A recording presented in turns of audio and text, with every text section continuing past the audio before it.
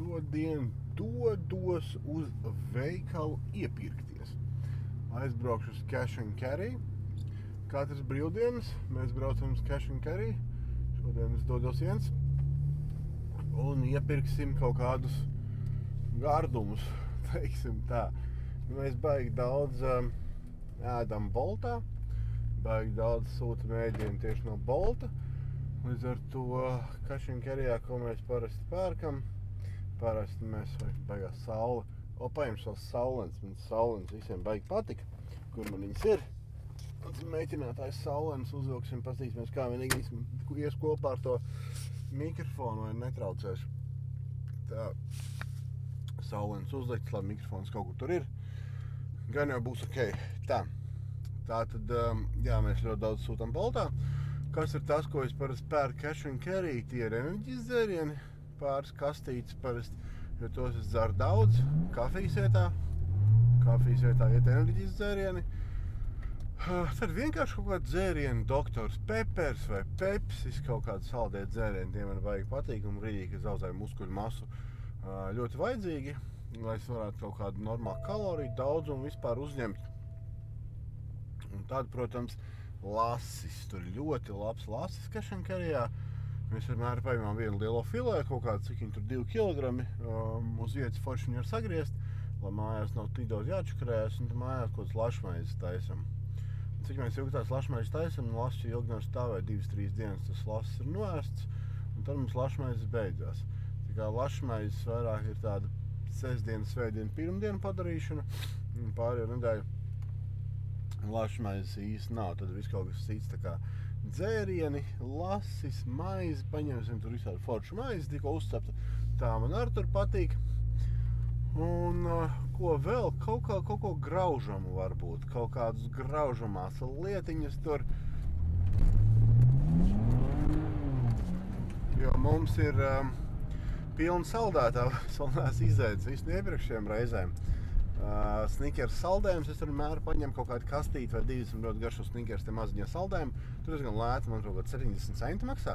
Es baigi cenām neskatos, bet plus mīnus 70 kaut kādu, manuprāt, es pareizi atceros.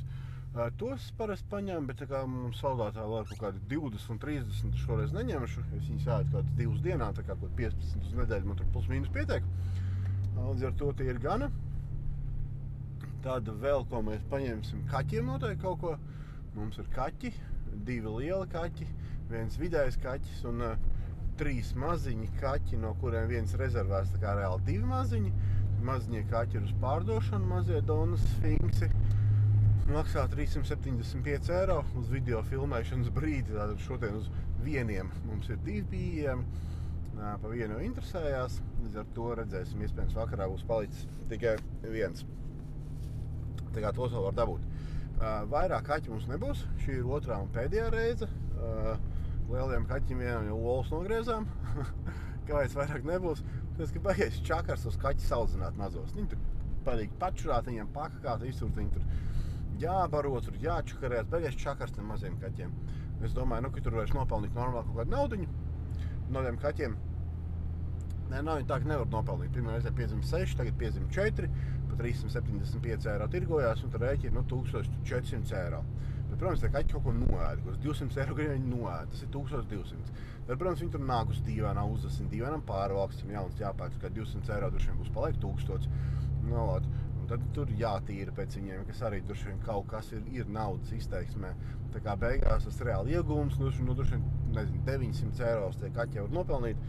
Tas ir baigais čakars, ņemot vērā, ka šobrīd naudas ir vairāk nekā tas bija tajā brīdī, kad mēs izdomājām, ka vajag mums tos abus mūsu kaķus pārot. Mēs nolēmām, ka labi, baigais čakars, beidzam tos kaķus pārot, nevajag mums tas kaķus vairs pārot, lai paliek vienkārši 3 mums kaķi. Mums ir 2 lielie, tātad un viens, kas ir vidējais, tas ir no 5 tiem lieliem kaķiem pirms kaut kādiem, nezinu, pusgadus, jau es baigi neatceros, 8 mēnešiem. Tā kā nopirksim visu kaut ko kaķiem, tur nopirkt kaķu smiltiņas pa lēto, tur nopirkt visāds kaķu barības, kaķu gardumus, tā kā visu kaut ko arī kaķiem. Un tad, kas tur vēl ir, es vienmēr saldumus tāds pērkus, Kinder Bueno, es tur sapērkos nežēlīgi daudz vienmēr tur pa kastai ņemu, bet tagad es neesmu apēdis, kaut kā pēdējās 2 nedēļas, kaut kā saldumiem nevelk. Nezinu, kāpēc, vienkārši kaut ko nevalku saldumiem. Agrāk baigi vilga, tagad kaut kā nevalku. Kāpēc? Nezinu, varbūt alfa-liponas skābe normalizē bišķiņu cukuru un tāpēc mazāk gribās saldumus. Tas arī iespējams ir. Un čipšus varbūt, tur čipšu garšīgi ir visādi, kas citur nav, tos varbūt jāpaņem. Tad kaut kādus augļus, avokādo noteikti mums priekš lašmaizēm. Mēs taisam lašmaizi, mēs taisam maize, avokādo, lases un pipari. Sieru es nekādu baigi nelieku, jo man ir pārtiks nepanesamība uz piena proteīnu. Tas nav uz laktozi, bet piena proteīnu. Līdz ar ko tas nozīmē, ka jebkurš piena produkts, kur ir piena proteīns, kas ir visur, jo piena proteīns visos piena produktos, man izraisa nepanesamību. Ko tas nozīmē, ka pie lielām devām es kaut kāds sāku sūdīgāk justies, paliek bišķiņ dusmīgs, un vēders bišķiņ tā lēnāk strādā, bišķiņ uzpūšās varbūt. Un pārtiks nepanesamība uz piena proteīnu ir ļoti daudziem cilvēkiem, es teiktu 30–40%.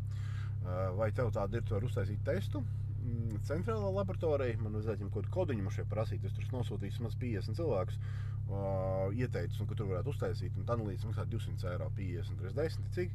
Ne, 50 reiz 20 ir cik? Tie ir 10 000. Tā kā 10 000 viņi nopelnījuši no tā, kad es cilvēkiem saku, nu, kad rekur foršu lietu var aiziet uztaisīt.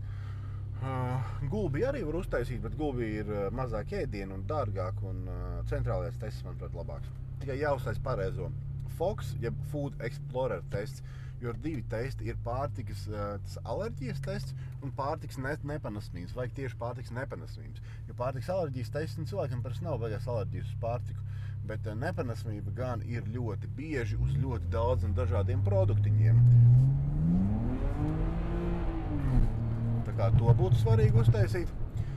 Šitā ir reāli jautra mašīna, šitā mašīna reāli patīk, var forši pasludināties, un tagad sniegs nav, ir, cik grādi ir 0, un ir slapš, tāds slidens, bet ne baigi slidens. No rīta es biju izbraucis ielās 7 uz Maķīti, tad bija sniegs, tad bija ritīgi slidens. Tā bija tā, kad visos ātrumos viņš uz visām pusēm audas tur. Tagad ir bišķiņ mierīgāk, tagad nav vairāk tik slidens, bet, nu, slīd tāpat diezgan normāli. Šitā tāda reālā ziemas mašīna, pakarējā piedziņa, 450 zirgi, ķipa 450. Nu, pēc tā kā viņi iet, liekas, ka 400, es domāju, noteikti būs jāizved, jāuzliek uz testētāju, uz dīno tā saucamā, lai iztestē, cik viņam reāli ir. Lai iztestē, cik viņam reāli ir, varbūt varētu uztaisīt vēl bišķiņu jaudīgāku, jāapstās, kādi ir varianti, kādas ir izmaksas. Varbūt līdz 600 zirgiem varētu uztaisīt, ir 600 noteikti, nē, pa ielu virs 600, pilnīgi nekāda jēga, pilnīgi nevajadzīgi.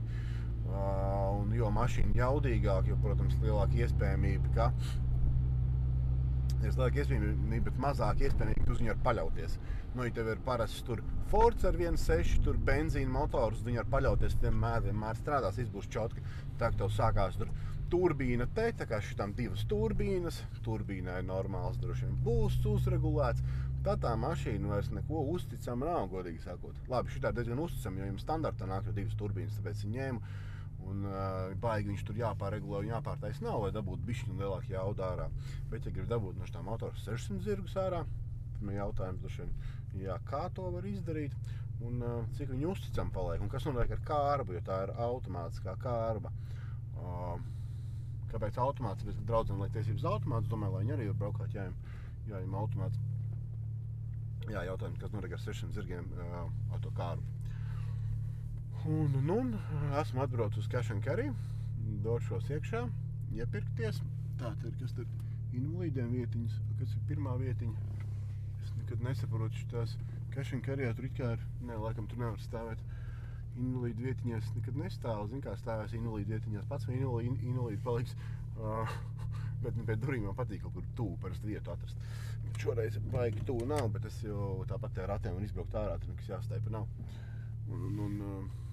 Tā kā tā nav nekāda baigā problēma. Tā, kur vietiņa ir atrasta, došos iepirkties. Parasti tas budžets uz Cash & Carry. Labi, godīgi sakot, mums nav budžeta, mēs vienkārši pērkam visu, ko gribam, cik gribam, bet plus mīnus parasti mēs iztērējam kaut kādus 300 plus mīnus katrās brīvdienās Cash & Carryā. Un cik ilgam laikam tas mums pietiek, tas mums pietiek, kā kuri produkti. Plus mīnus nedēļās pietiek, kur bišķiņ ilgākam laikam. varbūt bišķi ilgākam laikam. Bet lielākoties kaut kādu nedēļu, jā, tas mums izvelk. Šās baigi foršās brilles baigi patīk, tik ārti mašīnā braukt. Nekas nespīd cauri. Pirku es viņas kur, Romija, laikam, paņēma viņas Filman optikā, kas bija plazā. Mēs tur viņai brilles pirkām, bija brilles 500 eiro maksā.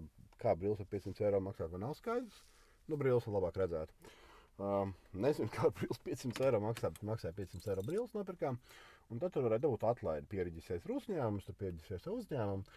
Un tad tu 30% atlaidi varēja dabūt. Un tieši tās brilles, laikam, dabūjām par 30 eiro, kuriem 35 eiro. Viņš tās brilles reāli laikam gribēja. Es laikam tās brilles gribēju, bet es baigi nemeklēju. Es domāju, nu, ja kaut kur būs, kaut kur redzēšu, nopirkšu. Un tiešām aizbraucām viņai tur pēc brillēm, pasīties brilles, un pāris nedēļām tieši tās brilles ieraudzīju. Domāju, jāņem, nevar neņemt. Baigi noderēs mašīnā un viss kaut kur citur. Jo man nenormāli besīgi, man saule acīs spīd.